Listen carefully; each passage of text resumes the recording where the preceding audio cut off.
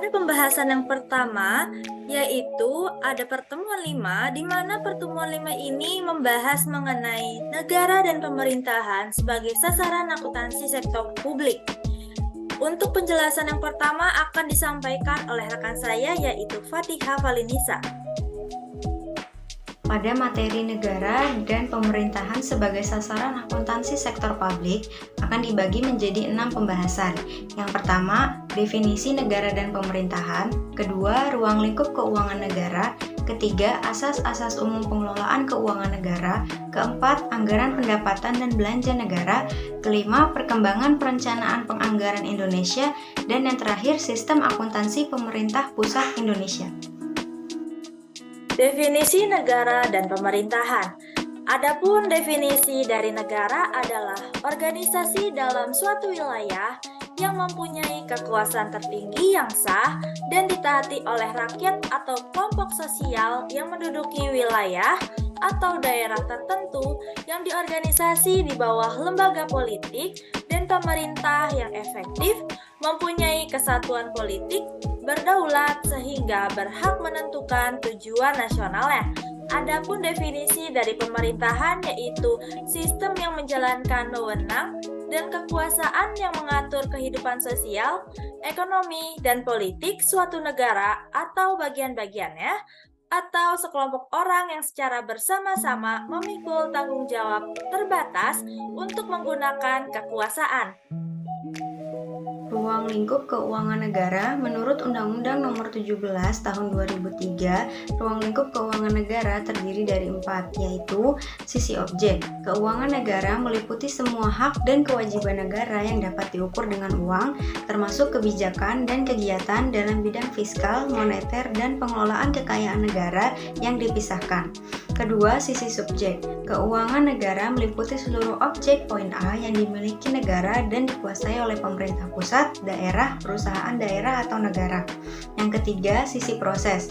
Keuangan negara mencakup seluruh rangkaian kegiatan yang berkaitan dengan pengelolaan objek sebagaimana yang disebutkan di atas. Akhir, sisi tujuan. Keuangan negara meliputi seluruh kebijakan, kegiatan, dan hubungan hukum yang berkaitan dengan kepemilikan atau penguasaan poin A dalam rangka penyelenggaraan pemerintahan negara. Selanjutnya, terdapat asas-asas umum dalam pengelolaan keuangan negara, diantaranya yaitu ada asas tahunan, asas universitas, asas spesialitas, asas kesatuan, asas akuntabilitas, asas profesionalitas, asas proporsionalitas, asas keterbukaan, dan pengelolaan keuangan negara. Yang terakhir, terdapat pemeriksaan keuangan oleh badan pemeriksa yang bebas dan mandiri. Anggaran dan pendapatan belanja negara. Anggaran pendapatan dan belanja negara merupakan alat akuntabilitas, manajemen, serta kebijakan ekonomi. Sedangkan anggaran nasional merupakan rencana belanja atau pengeluaran serta pendapatan atau pembiayaan belanja suatu negara dalam jangka waktu tertentu. Terdapat 2 jenis anggaran dan pendapatan belanja. Yang pertama APBD, anggaran pendapatan belanja daerah, dan APBN, anggaran pendapatan belanja negara. Selanjutnya, terdapat fungsi anggaran negara. Yang pertama yaitu sebagai pedoman bagi pemerintah dalam mengelola negara selama periode mendatang. Fungsi yang kedua yaitu sebagai alat pengawas bagi masyarakat terhadap kebijaksanaan yang telah dipilih pemerintah, karena sebelum anggaran negara dijalankan harus mendapat persetujuan dari DPR terlebih dahulu. Fungsi yang terakhir yaitu sebagai alat pengawas bagi masyarakat terhadap kemampuan pemerintah dalam melaksanakan kebijaksanaan yang telah dipilihnya, karena pada akhirnya anggaran harus dipertanggungjawabkan atas pelaksanaannya oleh pemerintah kepada DPR. Pelaksanaan APBN dan APBD. Pertama, setelah APBN diterapkan secara terperinci dengan undang-undang, maka pelaksanaannya diatur lebih lanjut dengan keputusan Presiden sebagai pedoman bagi Kementerian Negara atau lembaga dalam pelaksanaan anggaran. Selanjutnya, untuk memberikan informasi mengenai perkembangan pelaksanaan APBN atau APBD, pemerintah pusat atau pemerintah daerah perlu menyampaikan laporan realisasi semester pertama kepada DPR atau DPRD pada akhir Juli tahun anggaran yang bersangkutan. Selanjutnya, informasi yang disampaikan dalam laporan tersebut menjadi bahan evaluasi pelaksanaan APBN atau APBD semester pertama dan penyesuaian atau perubahan APBN atau APBD pada semester berikutnya. Selanjutnya terdapat pertanggungjawaban pengelolaan keuangan negara. Laporan pertanggungjawaban pelaksanaan APBN atau APBD disampaikan berupa laporan keuangan yang setidak-tidaknya terdiri dari laporan pelaksanaan anggaran, laporan finansial, yang terakhir yang disusun sesuai dengan standar akuntansi pemerintah atau SAP. Selanjutnya, laporan keuangan pemerintah pusat yang telah diperiksa oleh BPK harus disampaikan kepada DPR selambat-lambatnya 6 bulan setelah berakhirnya tahun anggaran yang bersangkutan. Ketiga, laporan keuangan pemerintah daerah yang telah diperiksa oleh BPK harus disampaikan kepada DPRD selambat-lambatnya 6 bulan setelah berakhirnya tahun anggaran yang bersangkutan.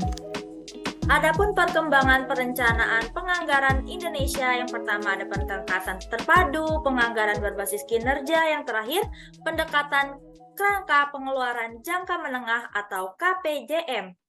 Sistem Akuntansi Pemerintah Pusat Indonesia dalam Undang-Undang Nomor 1 Tahun 2004 menjelaskan bahwa agar informasi yang disampaikan dalam laporan keuangan pemerintah dapat memenuhi prinsip transparansi dan akuntabilitas, perlu diselenggarakan Sistem Akuntansi Pemerintah Pusat atau SAPP yang sesuai dengan standar akuntansi pemerintah. Sistem Akuntansi dan Pelaporan Keuangan Pemerintah Pusat atau SAPP adalah rangkaian sistematik dari prosedur, penyelenggara, peralatan, dan elemen lain untuk mewujudkan fungsi akuntansi sejak pengumpulan data, pencatatan, pengiktisaran sampai dengan pelaporan posisi keuangan dan operasi keuangan pada pemerintah pusat. Adapun ciri-ciri dari sistem akuntansi pemerintah pusat di Indonesia yaitu adanya sistem yang terpadu, yang kedua jenis akuntansi anggaran, yang ketiga pencatatan pendapatan dan biaya berbasis kas, yang keempat menggunakan standar dan prinsip akuntansi, yang kelima adanya desentralisasi dalam penerapan akuntansinya, yang terakhir terdapat menggunakan standar yang seragam. Baik, selanjutnya di sini saya akan menjelaskan pertemuan 6 yaitu mengenai teori dan konsep penganggaran sektor publik. Untuk materi pertama yaitu membahas definisi anggaran sektor publik. Sebelumnya, definisi anggaran itu merupakan suatu dokumen yang berisikan perkiraan kinerja, pendapatan, serta pengeluaran yang disuguhkan dalam bentuk indikator keuangan yang diperoleh dalam periode tertentu, juga memasukkan informasi masa lampau guna suatu wujud pengendalian serta evaluasi kinerja. Jadi, apa sih yang dimaksud dengan anggaran sektor publik itu? Menurut Indra Bastian, anggaran sektor publik adalah rencana kegiatan yang direpresentasikan dalam bentuk rencana perolehan, pendapatan, dan belanja dalam satuan moneter. Materi selanjutnya yaitu mengenai tujuan anggaran sektor publik. Tujuan anggaran sektor publik yaitu untuk memberi pelayanan kepada masyarakat atau rakyat yang bertujuan guna menaikkan kesejahteraan masyarakat serta pelayanan publik. Materi selanjutnya yaitu pendekatan penganggaran sektor publik. Yang pertama adalah pendekatan tradisional dan yang kedua pendekatan New Public Management. Untuk proses pendekatan tradisional, pertama yaitu pengajuan permintaan anggaran dari pihak lembaga yang memerlukan kepada ketua eksekutif dan anggaran tersebut dirinci berdasarkan jenis pengeluaran yang hendak dibuat. Kedua, anggaran dari berbagai lembaga ini lalu dikonsolidasi oleh kepala eksekutif dan hasilnya kemudian diajukan ke lembaga legislatif dengan menggunakan perincian yang sama dengan anggaran yang diajukan sebelumnya oleh lembaga-lembaga di bawahnya. Dan yang ketiga, setelah merevisi jumlah permintaan anggaran, pihak legislatif kemudian menuliskan jumlah anggaran yang disetujui. Data-data mengenai program atau kinerja mungkin dimasukkan dalam anggaran, namun hanya sebagai suplemen atau pendukung dari permintaan anggaran yang dirinci dengan menggunakan metode tradisional tersebut. Untuk materi berikutnya akan dijelaskan oleh rekan saya. Anggaran yang menggunakan pendekatan NPM merupakan anggaran yang mengarah pada kinerja yang berisikan atas Planning, Programming, and Budgeting System atau PPBS, kemudian Zero Based Budgeting atau ZBB, serta Performance Budgeting. Yang pertama yaitu Planning, Programming, and Budgeting System atau disingkat PPBS merupakan cara penganggaran yang didasarkan pada output dan teori sistem berorientasi tujuan, yang terutama menekankan distribusi sumber daya bersumber pada analisis ekonomi. Yang kedua yaitu Zero Based Budgeting merupakan penyusunan anggaran yang dimulai dengan sesuatu yang benar baru. Perkiraan dari anggarannya dimulai dari nol. Anggaran ini disusun bukan berdasarkan dari anggaran tahun sebelumnya, namun berdasarkan kebutuhan saat ini. Yang ketiga, Performance Based Budgeting atau PBB atau anggaran kinerja, yaitu pendekatan yang terlalu memberikan penekanan pada konsep for money serta memberikan pengendalian atas kinerja, output, serta memprioritaskan mekanisme penentuan, menciptakan prioritas tujuan, juga pendekatan yang sistematik serta rasional dalam proses pengambilan suatu pertimbangan. Selanjutnya yaitu contoh pembuatan anggaran. Di sini ada anggaran sektor publik pada dinas sosial dengan kegiatan yaitu program Keluarga Harapan di Kabupaten Bogor. Output atau outcome dari program Keluarga Harapan ini yaitu meningkatkan taraf hidup dan meningkatkan kualitas sumber daya manusia, terutama bidang pendidikan dan kesehatan pada kelompok keluarga tidak mampu di Kabupaten Bogor. Proses yang dilakukan yaitu pendataan keluarga tidak mampu dan pemberian dana bantuan. Untuk input, yang pertama ada petugas sebanyak 50 orang dengan satuan Rp4.500.000 dengan total Rp225 juta. Yang kedua ada ibu hamil sebanyak 30 orang dengan satuan Rp3 juta dengan total Rp90 juta. Yang ketiga ada anak usia dini sebanyak 50 anak dengan satuan Rp2 juta dengan total Rp100 juta. Yang keempat ada anak SD sebanyak 70 anak dengan satuan Rp700.000 dengan total Rp49 juta.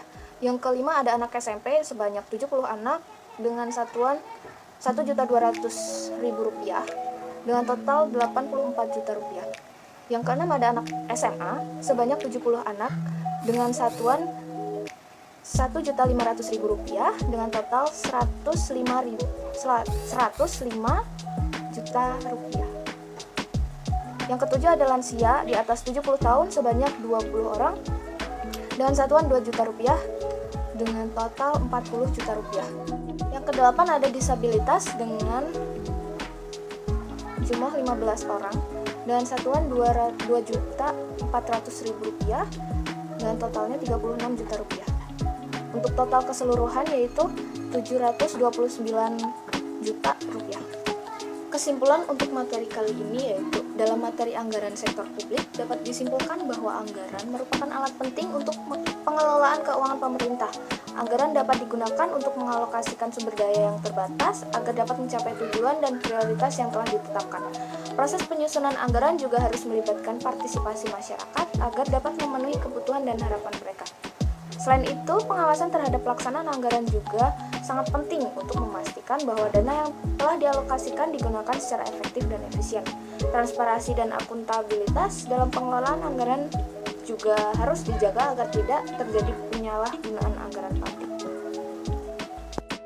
Oke, selanjutnya itu adalah pertemuan 7 yang membahas tentang sejarah dan perkembangan penganggaran pada pemerintah Indonesia. Yang pertama itu adalah penganggaran di era pra-reformasi. Penganggaran di era pra-reformasi dimulai sejak masa pemerintahan kolonial Belanda. Pada masa tersebut, anggaran digunakan untuk membiayai kegiatan pemerintah kolonial. Anggaran disusun berdasarkan pendekatan tradisional, yaitu dengan memfokuskan pada aspek pengeluaran. Karakteristik penganggaran di era pra-reformasi. Yang pertama berbasis pengeluaran. Memfokuskan pada jumlah uang yang akan dikeluarkan untuk membiayai kegiatan pemerintah.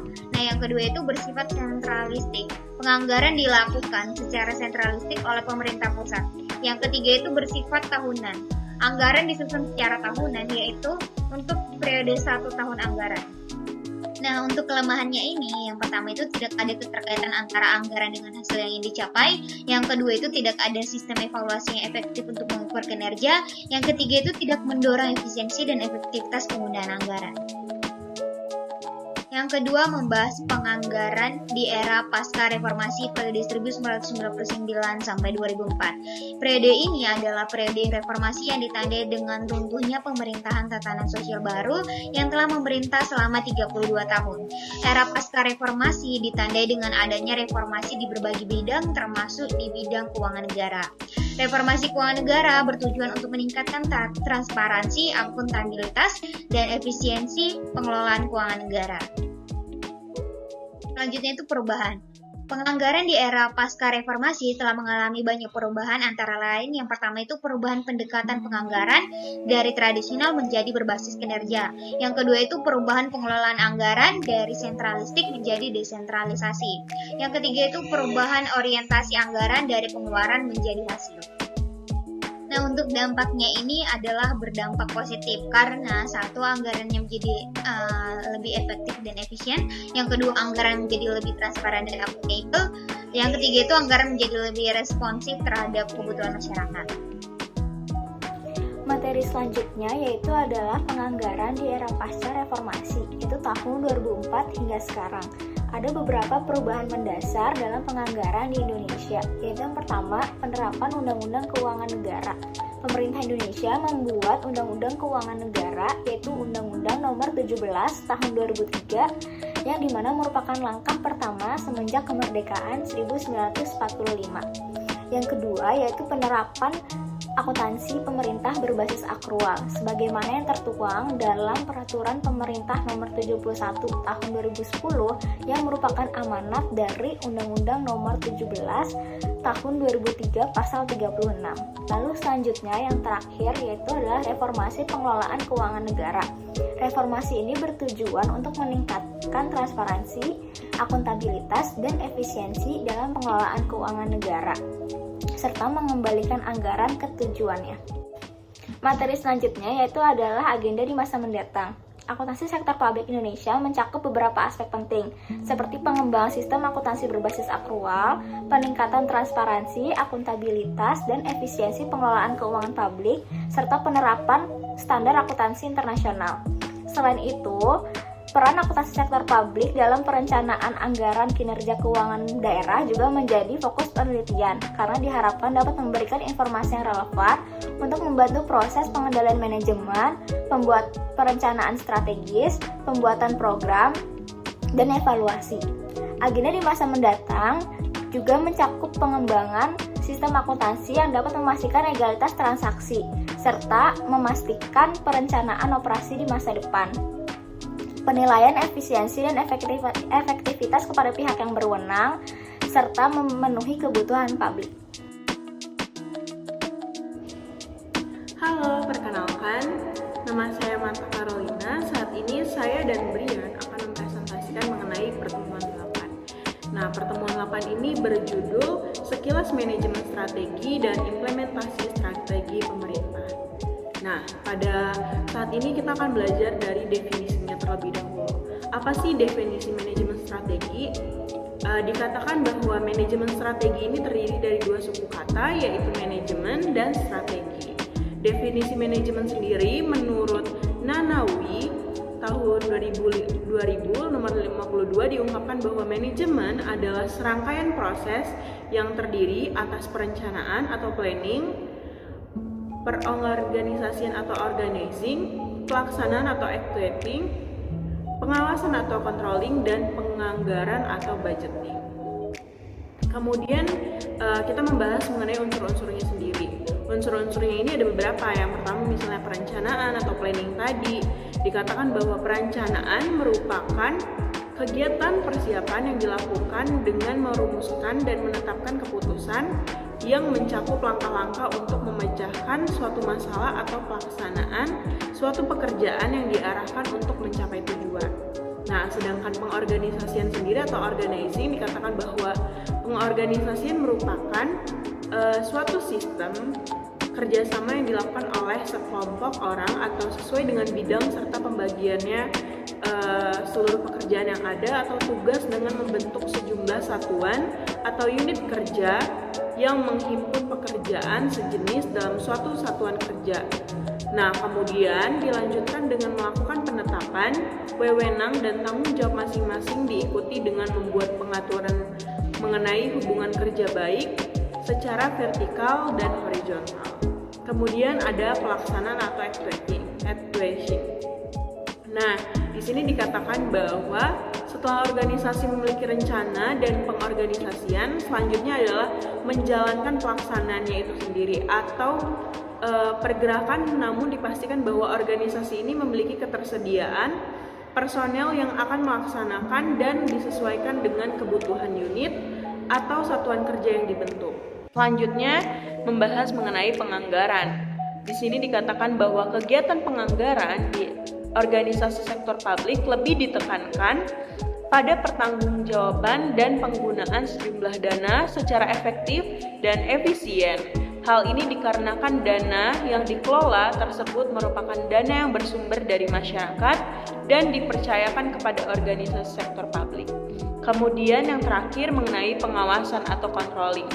Pengawasan merupakan suatu proses dalam bentuk melakukan pengukuran dan penilaian tingkat efektivitas kerja personel dan tingkat efisiensi pengguna secara sarana kerjanya dan memberikan kontribusi untuk mencapai tujuan organisasi.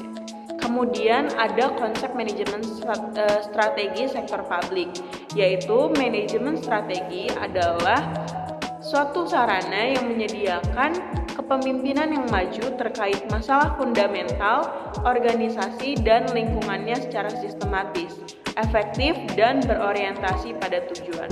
Untoro tahun 2010 menyatakan bahwa efektivitas ini penerapan manajemen strategi pada suatu organisasi ini dipengaruhi oleh konteks yang melingkupi organisasi tersebut.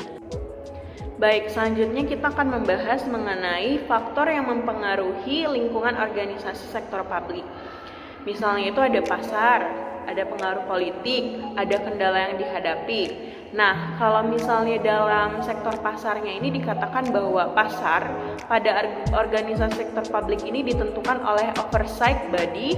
Hal ini dikarenakan organisasi sektor publiknya ini memiliki motif tidak mencari keuntungan, namun lebih berorientasi pada pelayanan publik. Oversight body ini dimaksud adalah masyarakat atau publik, dan pada organisasi pemerintah adalah lembaga parlemen, yaitu DPR atau DPRD, sebagai bentuk perwakilan dari masyarakat sendiri atau publik. Kemudian pengaruh politik. Nah, di sini dikatakan bahwa kebutuhan untuk menaati dan memelihara dukungan berakibat pada tingginya pengaruh dan tekanan politik yang dihadapi oleh organisasi sektor publik. Perlu melibatkan pihak-pihak tersebut untuk meningkatkan komitmen organisasi sehingga dapat meningkatkan kinerja organisasi secara keseluruhan. Nah, kendala yang dihadapi pada organisasi sektor publik, kendala yang muncul dikarenakan ketergantungan terhadap suatu sponsor atau oversight body, yaitu sehingga otonomi dan lebih fleksibilitas serta terbatasi. Untuk mengatasi hal tersebut, agar kontinuitas organisasi ini dapat berjalan, maka manajemen organisasi ini menyiapkan skenario yang pengelolaan organisasi ini lebih fleksibel. Baik, untuk slide selanjutnya akan saya jelaskan mengenai aktivitas formal organisasi. Yang pertama merupakan perumusan strategi. Perumusan strategi merupakan tugas dan tanggung jawab manajemen puncak di dalam proses penentuan visi, misi, tujuan, sasaran, target, arah, dan kebijakan, serta strategi organisasi. Salah satu metode penentuan strategi adalah analisis SWOT, yaitu menganalisis faktor internal organisasi yang menjadi kekuatan dan kelemahan, serta memperhitungkan faktor eksternal berupa ancaman dan peluang. Analisis SWOT adalah salah satu alat dalam manajemen strategi untuk menentukan kekuatan, kelemahan, kesempatan, dan ancaman dalam organisasi. Meskipun analisis SWOT dianggap sebagai suatu hal yang penting, para manajer terkadang menemui kendala dalam menerapkan analisis ini. Yang kedua ada perencanaan strategi. Perencanaan strategi adalah proses penentuan program, aktivitas, atau proyek yang akan dilaksanakan oleh suatu organisasi, dan penentuan jumlah alokasi sumber daya yang akan dibutuhkan. Jika pada tahap perumusan strategi adalah tahapan atau fase untuk proses menentukan strategi, sedangkan pada tahap perencanaan strategi lebih pada proses menentukan bagaimana menerapkan strategi tersebut. Untuk aktivitas yang ketiga yakni penganggaran. Tahap penganggaran merupakan tahap yang dominan dalam proses pengendalian manajemen sektor publik. Proses penganggaran di organisasi sektor publik memiliki karakteristik yang sedikit berbeda dengan penganggaran di sektor swasta. Perbedaannya terutama terletak pada pengaruh politik pada proses penganggaran. Lalu yang terakhir dan keempat, penilaian kinerja. Penilaian kinerja merupakan tahap akhir dalam proses pengendalian manajemen yang merupakan bagian dari proses pengendalian manajemen yang dapat digunakan sebagai alat pengendalian. Manajemen dikendalikan oleh sistem pengendalian kinerja dengan menetapkan mekanisme penghargaan dan sanksi. Penghargaan dapat mendorong tercapainya tujuan organisasi dan menciptakan kepuasan bagi setiap individu. Selanjutnya yakni implementasi strategi pada sektor publik. Implementasi strategi dalam organisasi sektor publik tidak dapat dipisahkan dari manajemen strategi. Proses manajemen strategi dalam organisasi perusahaan meliputi: yang pertama, menetapkan arah dan misi organisasi. Setiap organisasi pasti memiliki visi dan misi dan tujuan. Ketiga hal tersebut sebagai penentu arah yang akan dituju oleh organisasi. Tahap visi, misi, dan tujuan, maka kinerja organisasi akan mudah dipengaruhi oleh situasi eksternal.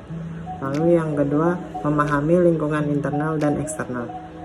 Tujuan dari analisis lingkungan adalah untuk mengerti dan memahami lingkungan organisasi, sehingga manajemen mampu bereaksi terhadap setiap perubahan, dan oleh karena itu manajemen memiliki kemampuan untuk merespon berbagai isu kritis mengenai lingkungan yang berpengaruh cukup kuat terhadap organisasi. Untuk lingkungan eksternal memiliki dua variabel, yaitu peluang dan ancaman. Lalu terdiri atas dua bagian, yaitu lingkungan tugas dan lingkungan umum. Untuk lingkungan internal memiliki dua variabel, yaitu kekuatan dan kelemahan. Selanjutnya mencakup semua unsur organisasional yang ada di dalam suatu organisasi, seperti struktur organisasi, budaya organisasi, dan sumber daya. Yang ketiga merupakan memformulasikan strategi. Formulasi strategi melibatkan penetapan serangkaian tindakan yang tepat untuk mencapai tujuan organisasi. Formulasi strategi ini meliputi pengembangan misi organisasi, analisis SWOT, dan menetapkan tujuan jangka panjang. Lalu yang keempat, mengimplementasikan strategi. Dalam implementasi strategi di organisasi sektor publik, diharapkan untuk menetapkan atau merumuskan tujuan organisasi tahunan, memikirkan dan merumuskan kebijakan, memotivasi karyawan, serta mengalokasikan sumber daya sehingga strategi yang telah diformulasikan dapat dilaksanakan. Lalu yang kelima, mengevaluasi dan mengawasi strategi. Dalam organisasi melaksanakan strateginya, organisasi harus mengamati hasilnya dan memantau perkembangan baru di lingkungan internal dan eksternalnya. Evaluasi pada dasarnya mencakup 3 hal, yaitu yang pertama, mereview faktor internal dan eksternal yang mendasari strategi yang sedang berlangsung, menentukan apa yang dikendalikan dan menetapkan standarnya. Lalu yang kedua, mengukur kinerja yang telah dilakukan dan membandingkan kinerja dengan standar. Lalu yang ketiga, mengambil berbagai tindakan perbaikan. Evaluasi strategi sangat diperlukan karena keberhasilan organisasi saat ini bukan merupakan jaminan keberhasilan organisasi di masa depan. Tantangan manajemen strategi sektor publik di masa depan.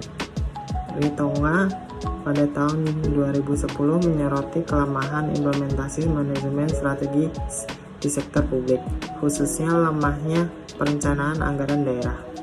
Pemerintah daerah masih menggunakan pendekatan lama dengan penetapan anggaran inkremental tanpa kajian mendalam, kualitas SDM yang rendah, dan kesadaran akan pentingnya pengelolaan DTBS masih kurang, memperburuk perencanaan pembangunan. Selanjutnya, pemerintah daerah perlu menyusun ASP sehingga kualitas perencanaan anggaran dan melatih serta membina SDM aparatur pemerintah serta sosialisasi kepada masyarakat.